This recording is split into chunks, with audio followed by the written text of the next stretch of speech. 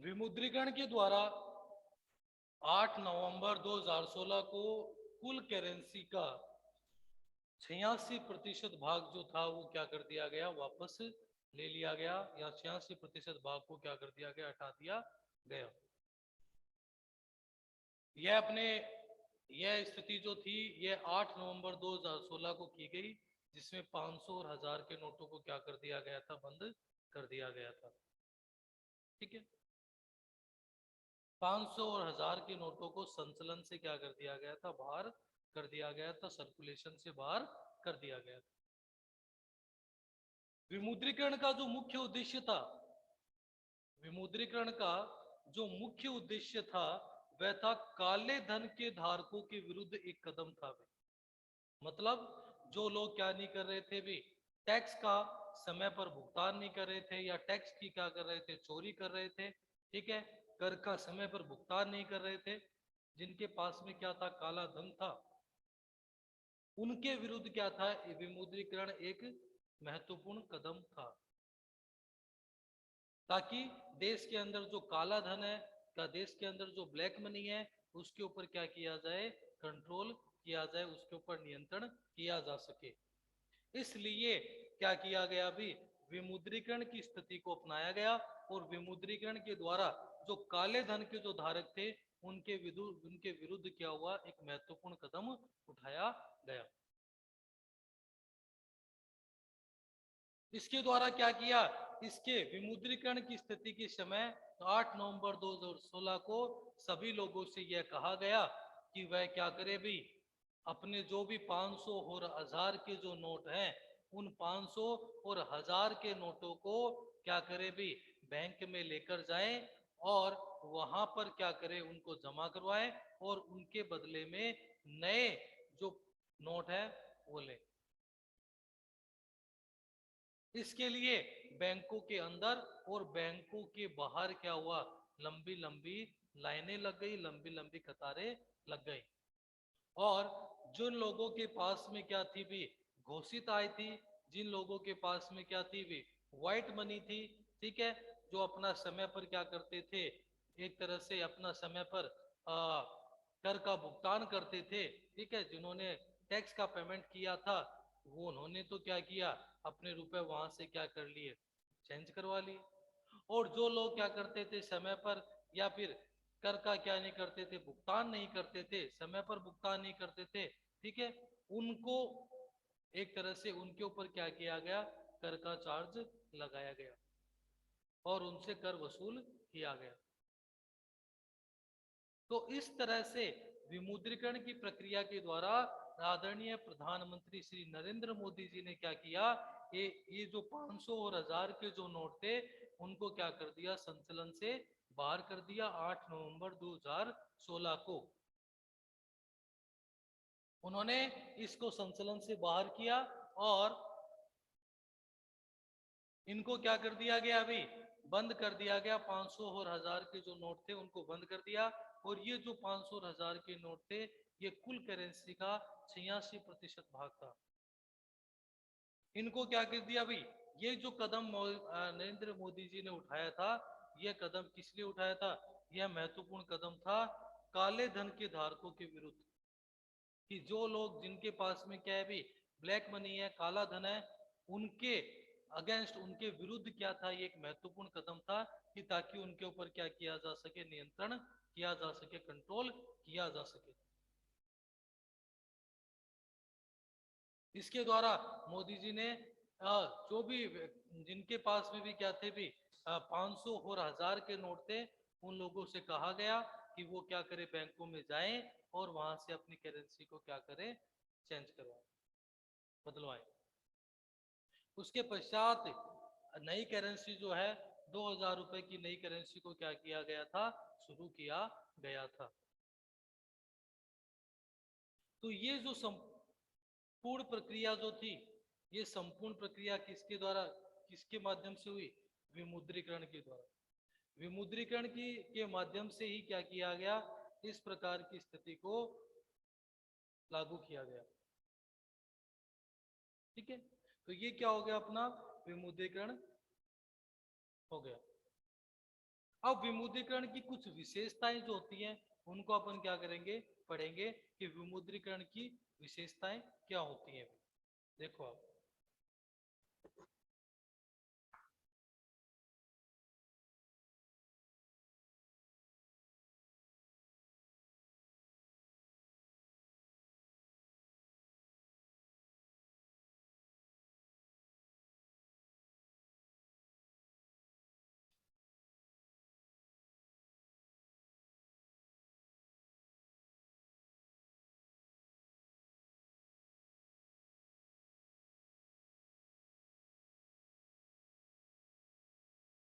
विमुद्रीकरण की विशेषताएं देखिए आप, देखो विमुद्रीकरण की जो विशेषता है उसमें सबसे पहली विशेषता है कर प्रशासन उपाय। कर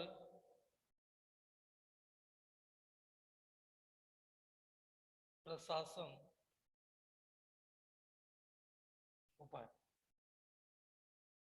देखो कर प्रशासन उपाय का मतलब क्या था कि इसका मतलब ये था कि विमुद्रीकरण के द्वारा क्या हुआ, अभी विमुद्रीकरण की यह विशेषता थी कि विमुद्रीकरण के माध्यम से कर प्रशासन उपाय, कर का जो प्रशासन है, कर का जो एडमिनिस्ट्रेशन है, उसका क्या हुआ, उपाय हुआ। कैसे? क्योंकि जो लोग क्या करते थे भी, समय पर क्या करते थे भी, कर का भुगतान करते थे, ठीक है। जिनके पास में व्हाइट मनी थी उन्होंने तो क्या कर लिया, अपनी करेंसी को क्या कर लिया, वहां से बदलवा लिया, चेंज करवा लिया। और जिनके पास में क्या थी भी, एक तरह से घोषित आय नहीं थी, ठीक है, ब्लैक मनी थी, ठीक है, जो समय पर कर का भुगतान नहीं करते थे, उनको भी क्या करना पड़ा, विमुद्रीकरण के द्वारा अपने कर का क्या करना हुआ, भुगतान करना पड़ा। ठीक है, तो इस तरह से कर प्रशासन का क्या हुआ, उपाय हुआ, कर की स्थिति जो थी उसके अंदर क्या हुआ, सुधार हुआ। क्यों? क्योंकि पहले क्या था भी, कर प्रशासन का उपाय नहीं हो पा रहा था, क्योंकि जिनके पास में क्या थी, घोषित आय थी, ठीक है, वो तो अपना कर का भुगतान कर रहे थे, लेकिन जिनके पास घोषित आय नहीं थी, जिनके पास में काला धन था, वो क्या कर रहे थे, कर का भुगतान नहीं कर रहे थे। विमुद्रीकरण के द्वारा क्या किया गया, एक तरह से कर प्रशासन का क्या हो गया, उपाय हो गया कि जो लोग कर नहीं दे रहे थे उनको भी विमुद्रीकरण की स्थिति के कारण क्या हुआ, अपने कर का भुगतान देना पड़ा। ठीक है, तो ये क्या था, विमुद्रीकरण की पहली विशेषता थी, कर प्रशासन उपाय।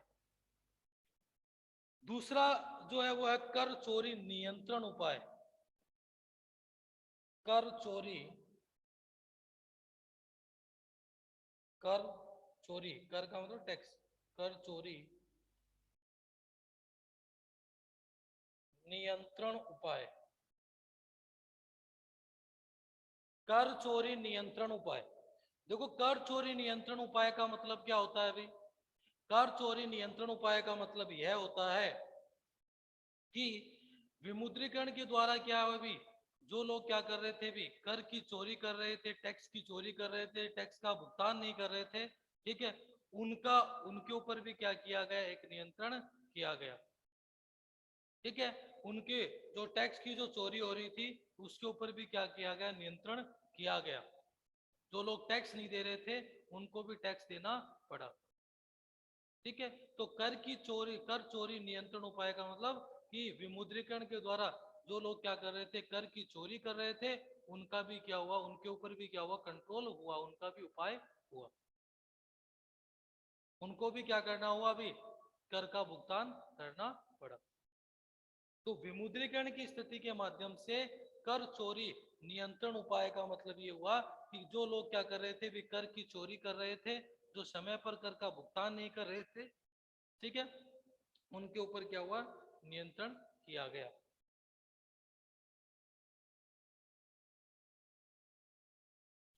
अगली जो विशेषता थी वो थी वस्तुओं को औपचारिक वित्त व्यवस्था की ओर ले जाना। वस्तुओं को, वस्तुओं को औपचारिक, औपचारिक वित्तीय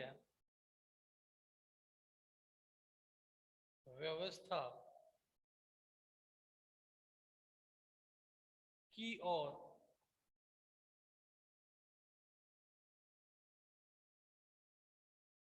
ले जाना।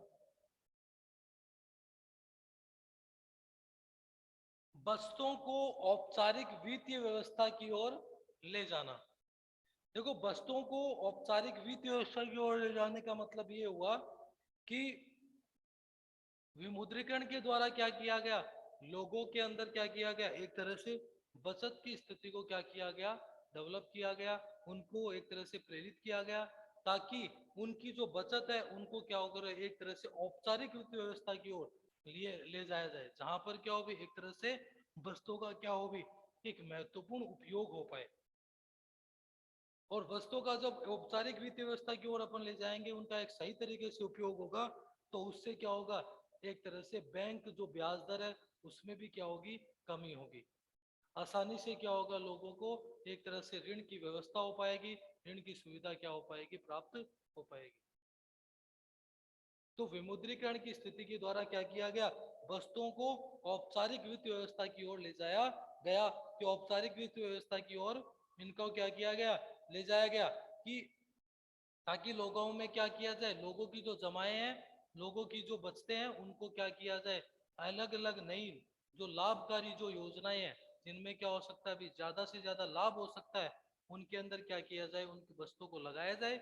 और उससे क्या होगा, एक तरह से बैंक जो ब्याज दर होती है उसमें भी क्या होगी, कमी आएगी, और लोगों को आसानी से क्या होगी, वित्त सहायता मिल पाएगी। ठीक है। तो इसका ये भी एक इसकी विशेषता थी कि इसके माध्यम से वस्तुओं को औपचारिक वित्त व्यवस्था की ओर ले जाया गया।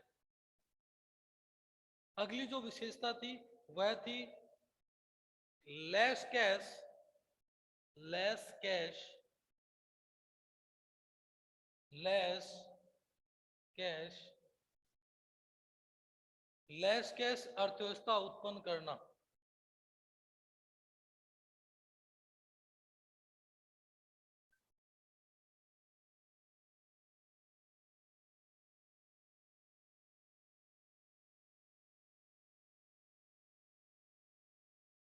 लेस कैश अर्थव्यवस्था उत्पन्न करना।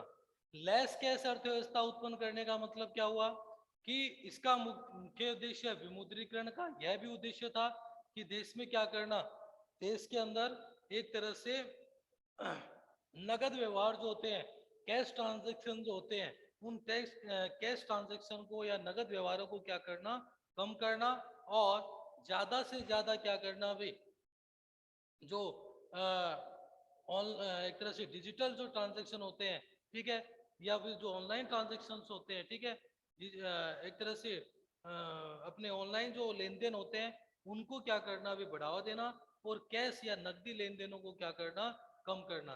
कैश लेस कैश अर्थव्यवस्था उत्पन्न करना मतलब कि जहां तक उसके जितना भी कार्य हो रहा हो वो बिना कैश के हो, ऑनलाइन हो, ठीक है, कैश के लेन देनों को क्या करना, कम से कम करना। यह भी क्या था, विमुद्रीकरण की एक विशेषता थी।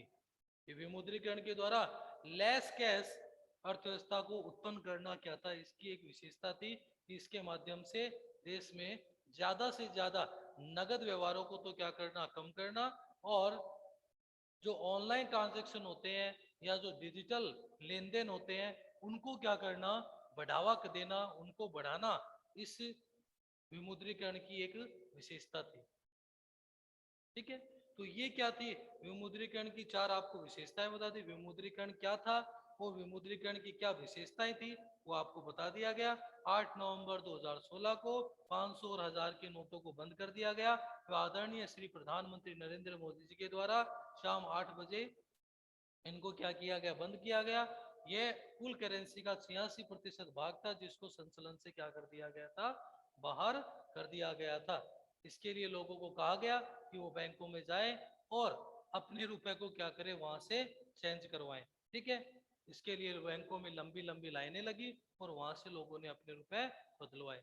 जिन लोगों ने समय पर कर का भुगतान कर रखा था, जिनके पास में व्हाइट मनी थी, ठीक है, उन्होंने तो क्या किया, बैंक में अपने रुपयों को चेंज करवा लिया।